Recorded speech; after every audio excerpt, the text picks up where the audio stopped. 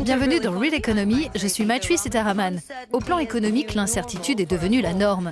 Cette semaine, nous recevons le vice-président de la Commission européenne en charge de l'investissement et la commissaire à la politique régionale pour évoquer l'une de leurs pistes pour favoriser l'emploi en donnant confiance aux investisseurs. Pour financer des projets risqués, l'idée c'est de combiner les subventions des fonds structurels et d'investissement européens et les prêts du Fonds européen pour les investissements stratégiques. Dans la mesure où l'Union assume une grande part du risque, le secteur privé est incité à s'impliquer. Mais vous ne connaissez peut-être pas la différence entre ces deux fonds dont les noms se ressemblent. Pour clarifier les choses, voici notre cours accéléré.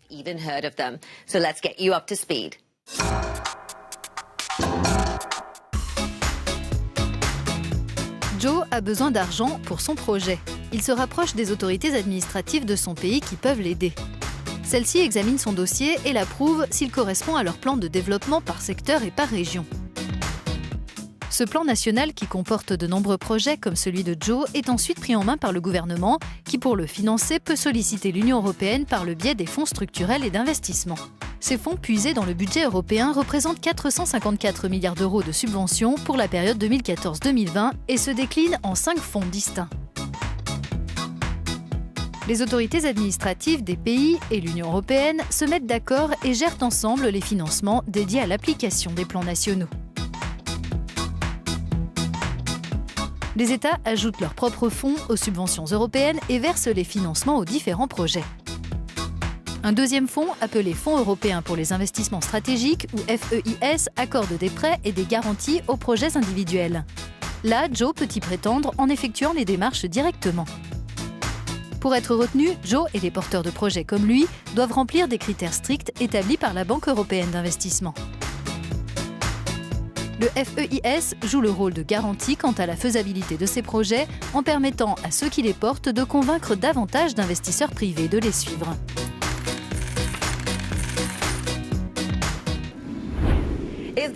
Pour en savoir plus, n'hésitez pas à vous rendre sur notre site. Vous y trouverez nos précédentes émissions consacrées au plan européen d'investissement.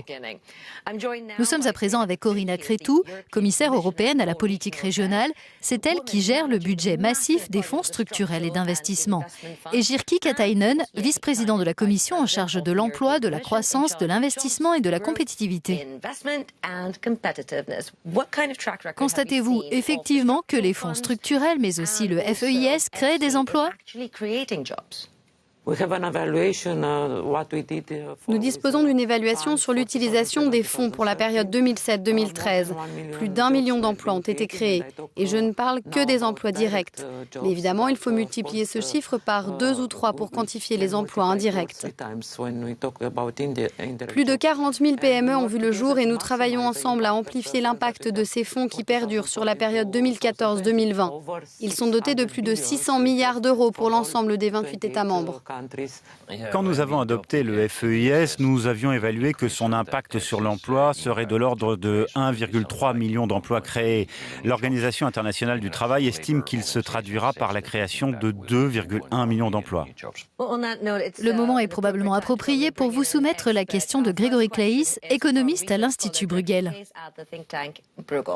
Pourriez-vous nous dire pourquoi les fonds régionaux et le FEIS devraient être combinés, étant donné qu'ils ont des objectifs très différents et une répartition géographique très différente ? C'est vrai, il s'appuie sur des règles différentes. Nous avons déjà introduit certains changements lors de la révision du cadre financier pluriannuel pour rendre cette fusion beaucoup plus simple, pour ce qui concerne également le fonds de cohésion et les options de coûts simplifiés. Et nous travaillons ensemble à une plus grande simplification pour l'après 2020. Tout le monde sait que la Grèce est une économie de PME et où le tourisme joue un rôle essentiel. Or, ces PME ne peuvent pas obtenir de financement auprès des banques car celles-ci ont leurs propres difficultés, liées aux prêts non productifs par exemple.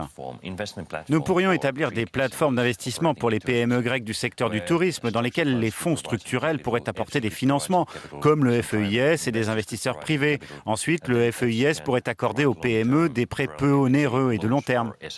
Pensez-vous qu'il y ait un problème de synergie ?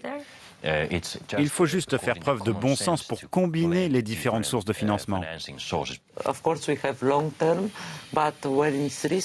Bien sûr, il y a les perspectives de long terme, mais si le projet est risqué, le terrain est beaucoup plus sûr pour les investisseurs privés qui voudraient participer, quand le FEIS et les instruments de la politique de cohésion sont partie prenante.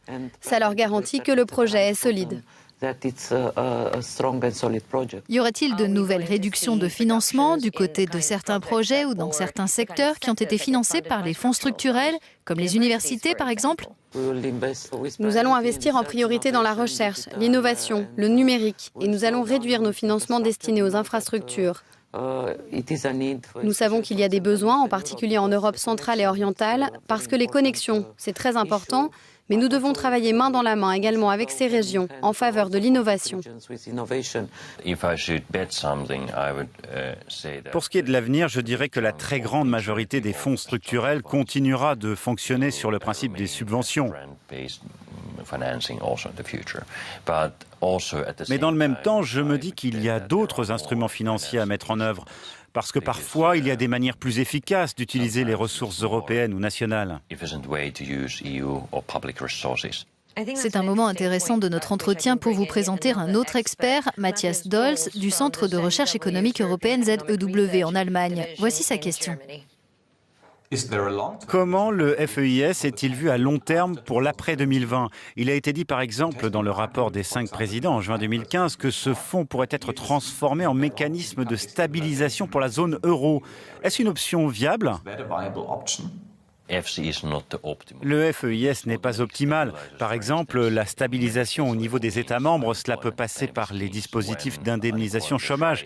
Quand le chômage augmente, l'argent de l'État joue un rôle plus important. En d'autres termes, il stabilise la situation. Dans une certaine mesure, si le FEIS devient un outil permanent pour nos États membres, il répondra à la défaillance du marché dans les pays les moins développés. Je ne voudrais pas exagérer l'importance du FEIS en tant que mécanisme de stabilisation, mais il pourrait jouer un certain rôle dans ce domaine à l'avenir. En 2017, comment va se porter l'investissement en Europe ? Toute cette incertitude qui nous vient de l'extérieur de l'Europe, mais aussi de l'intérieur, empoisonne les investissements. Donc nous voulons souligner l'importance des règles qui fondent l'économie mondiale. Quand le commerce est fondé sur des règles, c'est une manière de façonner la mondialisation, une manière d'améliorer l'environnement des investissements, et c'est ce que nous défendons. Je crois que, comme l'a dit Jirki, l'Union restera un acteur mondial de premier plan grâce aux résultats que nous obtiendrons. C'est la fin de cette émission. Merci à vous deux pour vos réponses sur un sujet complexe pour bon nombre d'entre nous. Et merci à vous de votre attention. À bientôt.